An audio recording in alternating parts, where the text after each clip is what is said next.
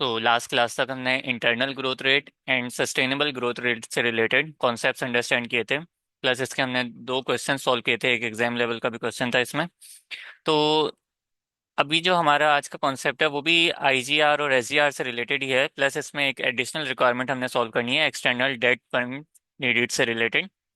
तो सबसे पहले जो है क्वेश्चन की रिक्वायरमेंट को अगर रीड करें, डिटरमाइन करना है हमने maximum growth rate which can be achieve with no external financing. ठीक है, जिसमें एक्सटर्नल फाइनेंसिंग की हमें नीड नहीं होती, तो उसके लिए हमें आईजीआर फाइंड करना पड़ता है, इंटरनल ग्रोथ रेट। जो कि हमने लास्ट क्लास में अंडरस्टैंड भी किया था कि मैक्सिमम ग्रोथ रेट हम जो फाइंड करते हैं विदाउट एक्सटर्नल फाइनेंसिंग से रिलेटेड, तो वो इंटरनल ग्रोथ रेट आ जाएगा हमारे पास। ठीक है। नेक्स्ट रिक्वायरमेंट हमारे पास क्या होगी, determine the sustainable growth rate assuming it grows at this rate computed the external debt needed. ठीक है, हमारे पास जो है फिर उसके बाद एसजीआर भी फाइंड कर लेते हैं, और उसके बाद फिर हम लोग एसजीआर से ग्रोथ रेट आ जाएगी ना, ये सस्टेनेबल ग्रोथ रेट आ जाएगी। और फिर उसके बाद हमें एक्सटर्नल डेट फंड नीडेड भी चाहिए। तो क्वेश्चन में रीड करें अगर, तो हमें गिवन डेटा जो है, the following data has been made available in respect of a corporate. Sales revenue given है, अर्निंग्स आफ्टर टैक्सेस गिवन है, ठीक है, net profit, dividend paid given है, देन उसके बाद टोटल डेट और इक्विटी गिवन है। तो सबसे पहले अगर हम आईजीआर को फाइंड करें, इंटरनल ग्रोथ रेट, इसका हमारे पास फॉर्मूला क्या होता है, return on assets, return on assets minus retention ratio B, divide में 1 minus return on assets minus retention ratio. ठीक है,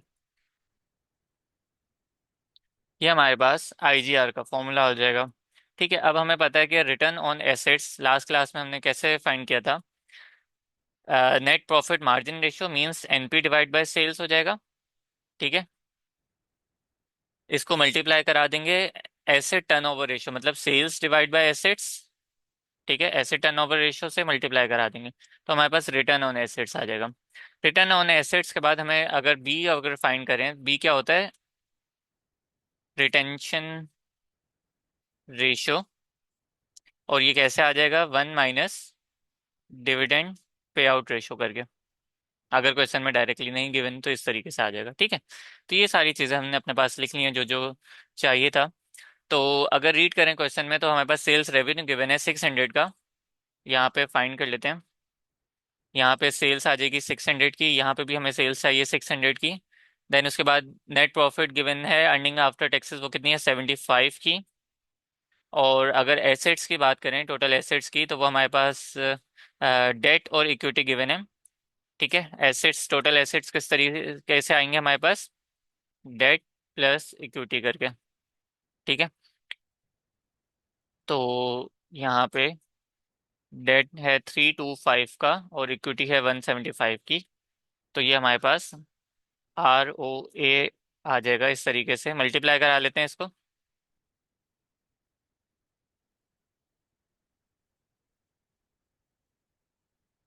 नेट प्रॉफिट मार्जिन रेशियो को मल्टीप्लाई करा देते हैं एसेट टर्नओवर रेशियो से।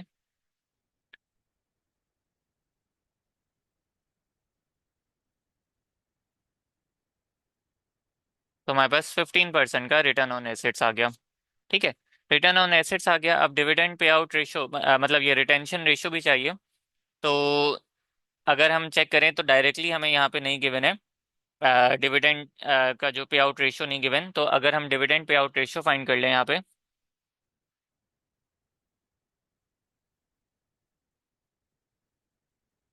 डिविडेंड जितना हमने पे किया है वो कितना है, 850 का। इसको डिवाइड करा देते हैं नेट प्रॉफिट मार्जिन से, 75 से। ठीक है, तो ये हमें पता चल गया कि हमने डिविडेंड पे आउट रेशियो हमारे पास कितना था। ठीक है, ये किस तरीके से आया, 50 डिवाइड बाय 75 करके।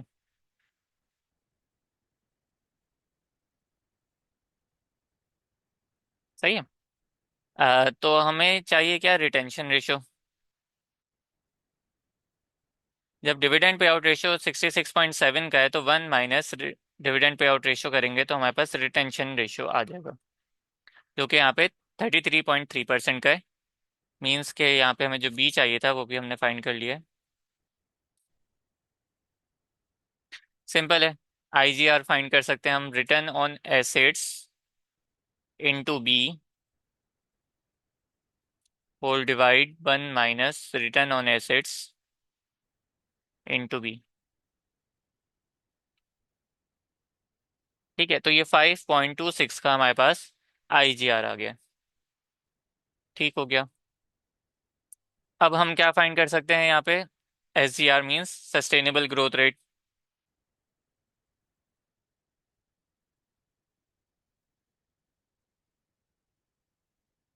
इसका हमारे पास क्या फॉर्मूला होता है?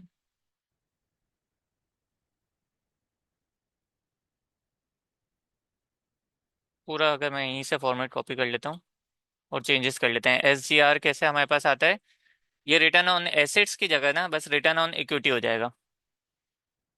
ठीक है, यहाँ पे भी रिटर्न ऑन इक्विटी हो जाएगा। तो रिटर्न ऑन इक्विटी इन, ये माइनस नहीं है, इनटू है। ठीक है, मल्टीप्लाई है यहाँ पे भी, सब जगह मल्टीप्लाई है। मैंने गलती से माइनस लिख दिया है। और सिमिलरली यहाँ पे भी ये मल्टीप्लाई है। Return on equity into B, 1 minus return on equity into B. इस तरीके से हमारे पास एस आ जाएगा। और अगर रिटर्न ऑन इक्विटी फाइंड करें वो किस तरीके से आएगा?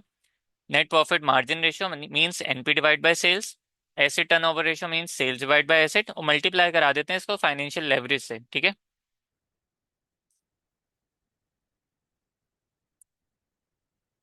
इक्विटी मल्टीप्लायर जिसको हम बोलते हैं ना, उससे मल्टीप्लाई करा देंगे। ठीक है, तो अब ये टोटल फॉर्मूला जो है, एक एडिशनल ये चीज़ जो है रिटर्न ऑन इक्विटी में ऐड ऑन हो जाती है। ठीक है, रिटर्न ऑन एसेट्स में तो हमें पता है ये दोनों चीज़ें थी, रिटर्न ऑन इक्विटी में ये भी ऐड ऑन हो जाएगा। तो प्लस अब हम यहाँ पे, ये तो हमें पता है कि net profit divide by sales है, ये सेल्स डिवाइड बाय एसेट्स है। अब हमें टोटल एसेट्स चाहिए जो कि अभी हमने 500 फाइंड कर लिए थे। ठीक है, इसको टोटल इक्विटी से डिवाइड करा देते हैं जो कि क्वेश्चन में गिवन थी 175 की। तो सिंपल, इसको आगे फर्दर अगर मैं मल्टीप्लाई करा दूं,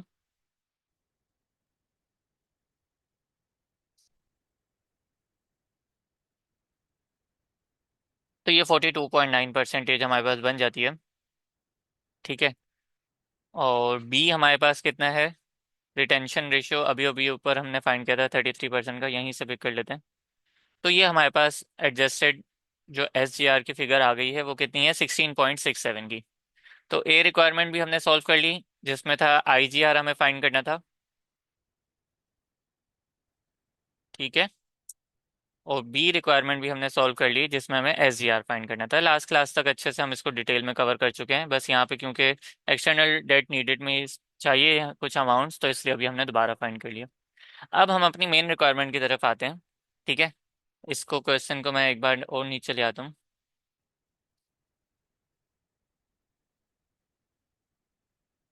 चलो।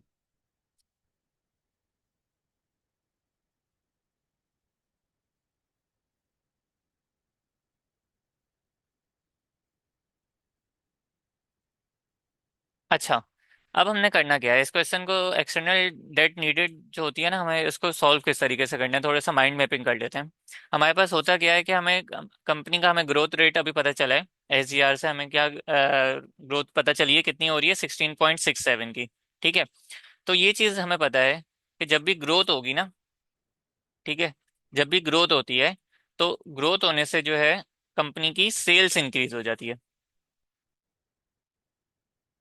बिल्कुल ऐसा ही है। ठीक है, ग्रोथ होने से कंपनी की सेल्स इंक्रीज हो जाएगी। जब सेल्स इंक्रीज हो जाएगी ना तो कंपनी को रिक्वायर्ड होंगे मोर मोर एसेट्स। ठीक है, नीड मोर एसेट्स। ये बस हम माइंड मैपिंग बना रहे हैं अपने पास कि हमने किस तरीके से इसको प्लान करना है, सॉल्व करना है। ठीक है, कंपनी को और एसेट्स चाहिए होंगे। अब एसेट्स ऐसे फ्री में तो नहीं आ जाएंगे, ठीक है, ऑब्वियसली उसके लिए फाइनेंसिंग रिक्वायर्ड होती है। ठीक है, तो एसेट्स के लिए नीड्स फाइनेंसिंग, पैसा चाहिए होगा। Assets needs financing.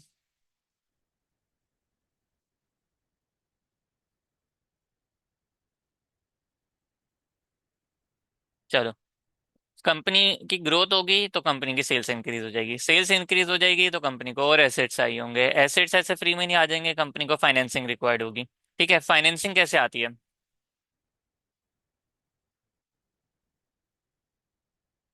पूरा कॉस्ट ऑफ कैपिटल में भी हमने इसी तरीके से पढ़ा है कि फाइनेंसिंग किस किस तरीके से हमारे पास आ सकती है।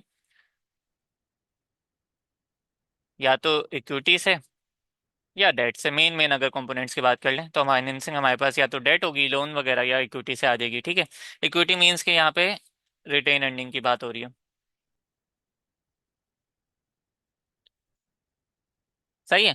या तो हमारे पास रिटेन अर्निंग से फाइनेंसिंग हम कर सकते हैं। ठीक है। कंपनी के पास जो प्रॉफिट्स हुए, कुछ हमने डिविडेंड दे दिया, उसमें से डिविडेंड देने के बाद जो रिटेन हो गया ना कंपनी के पास अर्निंग्स, या तो उससे हम फाइनेंस कर सकते हैं, या हम डेट बाहर से जो है फाइनेंस कर सकते हैं। अब रिक्वायरमेंट क्या है? रिक्वायरमेंट ये है डेट की। ठीक है। एक्सटर्नल डेट कितना रिक्वायर्ड है हमें, तो इस पूरे प्लानिंग से हम चलते हुए आएंगे, इक्विटी तक आएंगे। ठीक है। और इसमें से जब ओल्ड डेट हमारे पास होगा उसको भी माइनस कर देंगे, तो हमें पता चल जाएगा कि न्यू डेट कितना रिक्वायर्ड है। तो इस तरीके से एक हमने प्लानिंग कर लिया अपने पास कि हमने किस तरीके से सोचना है इस क्वेश्चन को और किस तरीके से सॉल्व करना है। तो चलो अगर इसको सॉल्व करें।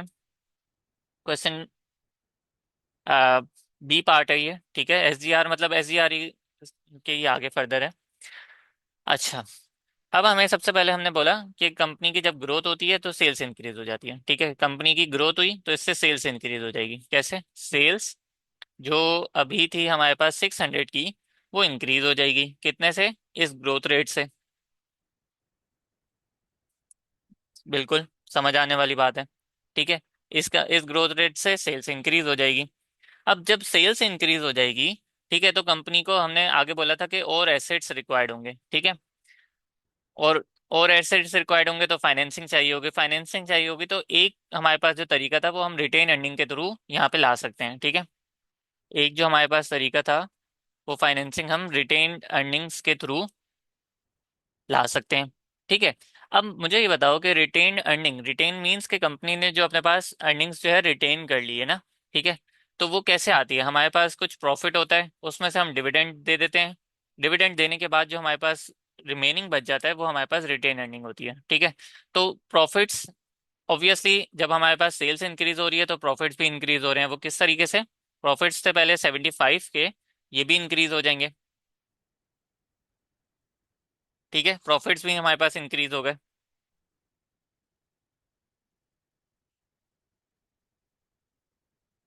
अच्छा। जब प्रॉफिट्स इंक्रीज हो गए तो इसमें से हमें कुछ डिविडेंड देना होगा।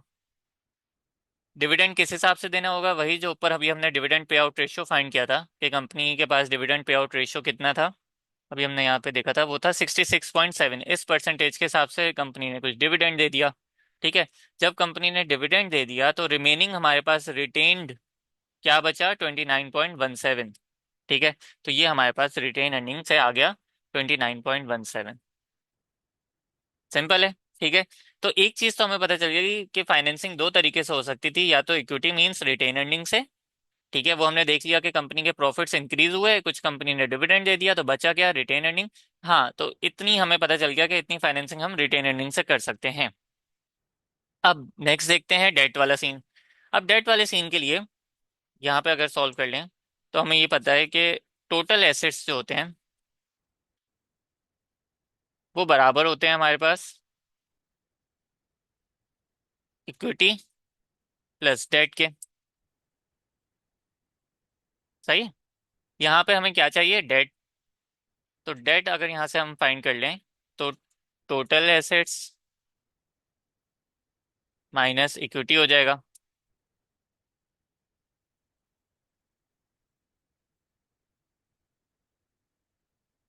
सही है।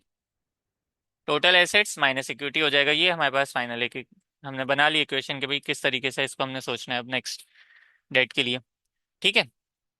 अच्छा चलो। अब अगर टोटल एसेट्स की बात कर लें, ठीक है, तो टोटल एसेट्स के लिए यहाँ पे हम इसको लिंक करेंगे एसेट टर्नओवर रेशियो से। ठीक है। अभी ऊपर हमने सॉल्व किया था। यहाँ पे मैं अगर सॉल्व कर दूं, एसेट टर्नओवर रेशियो कितना था? अभी अभी ऊपर हमने फाइंड किया है। Asset turnover ratio sales divide by asset होता है ना। Sales divide by assets. ठीक है। तो ये हमारे पास एसेट टर्नओवर रेशियो आ गया 1.2 का। ठीक है। 1.2 का हमारे पास एसेट टर्नओवर रेशियो आ गया। ठीक है। अब हमें चाहिए क्या है यहाँ पे? फॉर्मूला क्या होता है एसेट टर्नओवर रेशियो का?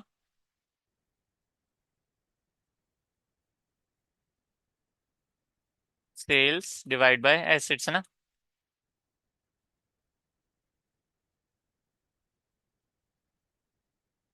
ये हमारे पास फॉर्मूला होता है।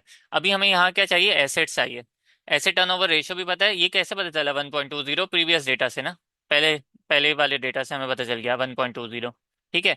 अब न्यू डेटा के हिसाब से हमें क्या चाहिए, एसेट्स चाहिए। तो एसेट टर्नओवर रेशियो भी पता है 1.20 का, सेल्स भी पता है न्यू वाली 700 की। तो यहाँ से हम सिंपल एसेट्स फाइंड कर सकते हैं, टोटल एसेट्स। किस तरीके से, सेल्स पता है हमें 700 की है, इसको डिवाइड करा देंगे, एसेट टर्नओवर रेशियो नीचे आके डिवाइड हो जाएगा, 1.20 है। तो ये 583 के हमारे पास एसेट्स आ गए। तो टोटल एसेट्स तो हमारे पास यहाँ पे आ गए 583 के। अब हमें टोटल इक्विटी चाहिए। ये वाली जो इक्विटी, ये तो रिटेन अर्निंग थी 29.17 वाली ना। अभी पहले चेक करते हैं कि कंपनी के पास पहले कितनी इक्विटी पड़ी हुई थी, 175 की। इसके अंदर ऐड ऑन कर देते हैं न्यू वाली इक्विटी 29.17 वाली। तो हमारे पास टोटल इक्विटी आ गई 204। तो टोटल अगर डेट की बात कर लें,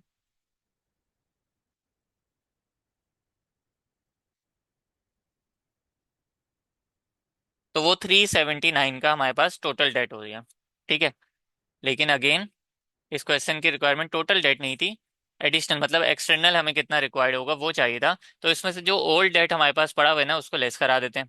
देखो ये टोटल कैसे मुझे पता चला, क्योंकि मैंने यहाँ पे लिए भी टोटल एसेट्स हैं, यहाँ पे लिए भी टोटल इक्विटी है, देखो। ठीक है, टोटल इक्विटी लिए। तो इसलिए मुझे पता चला कि ये तो कंप्लीट टोटल डेट हो गया हमारे पास। इसमें से अगर मैं ओल्ड वाला डेट माइनस करा दूं, जो कि मेरे पास 325 का था, तो मुझे पता चल जाएगा मुझे एडिशनल कितना चाहिए। ठीक है। तो यहाँ से हमारे पास 54.17 का पता चल गया कि एक्सटर्नल डेट नीडेड है हमें ये। ठीक है। एक्सटर्नल डेट नीडेड है ये। ठीक है। तो इस तरीके से जो है ये हमने पूरा क्वेश्चन सॉल्व कर लिया है। अगेन ये वाली माइंड मैपिंग अगर सॉल्व करने से पहले हमें पता है ना, तो भाई ये फिर क्वेश्चन बहुत आसान है। वरना यही रट्टा लग जाता है कि भाई ये करना है ये करना है। नहीं, माइंड में पता हो कि भाई ग्रोथ हुई है तो ऑब्वियसली सेल्स इंक्रीज हो जाएगी। जब सेल्स इंक्रीज हो जाएगी तो हमें और एसेट्स चाहिए होंगे। ठीक है, एसेट्स के लिए हमें फाइनेंसिंग रिक्वायर्ड होगी। अच्छा, अब फाइनेंसिंग दो तरीके से हो सकती है, या तो कंपनी की इक्विटी से, या कंपनी जो है डेट फाइनेंस कर ले। ठीक है। अब अगर पहले बात करें कि इक्विटी से कैसे फाइनेंस हो सकती है, तो हमें पता है कि कंपनी के प्रॉफिट्स, जब सेल्स इंक्रीज हुई ग्रोथ आने से, तो ऑब्वियसली प्रॉफिट्स भी इंक्रीज हो गए। ठीक है। जब प्रॉफिट्स इंक्रीज हो गए, ये देखो हमने प्रॉफिट्स इंक्रीज कर दिया ना, तो जब प्रॉफिट्स इंक्रीज हो गए,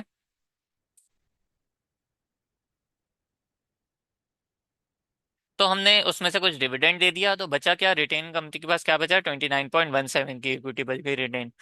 तो ये 29.17 जो कि मैंने यहाँ पे भी लिखा है, उसके अंदर ऐड ऑन करा देते हैं जो प्रीवियस वाली इक्विटी भी है। ठीक है, 175 वाली, ताकि मेरे पास टोटल इक्विटी आ जाए। टोटल इक्विटी बदल गई, अब टोटल एसेट्स चाहिए, तो वो इस तरीके से एसेट टर्नओवर रेशियो से हमने निकाल लिया। तो भाई एसेट टर्नओवर रेशियो भी पता है, सेल्स भी पता है, तो हम क्या निकाल सकते हैं, टोटल एसेट्स निकाल सकते हैं यहाँ से। इन दोनों का डिफरेंस लिया तो हमारे पास टोटल डेट आ गया। जब टोटल डेट में से ओल्ड डेट माइनस किया, तो न्यू एक्सटर्नल डेट नीडेड जो हमें रिक्वायर्ड थी वो आ गई। तो आई होप सो ये क्वेश्चन अच्छे से समझ आ गया होगा। ठीक है। तो अब जब लास्ट में इसको हम कंपेयर करते हैं कि हमने सस्टेनेबल ग्रोथ रेट में क्या पढ़ा था, कि maximum growth rate using both internal and external sources of finance without increasing in its financial leverage. ठीक है, डेट टू इक्विटी रेशियो जो है ना,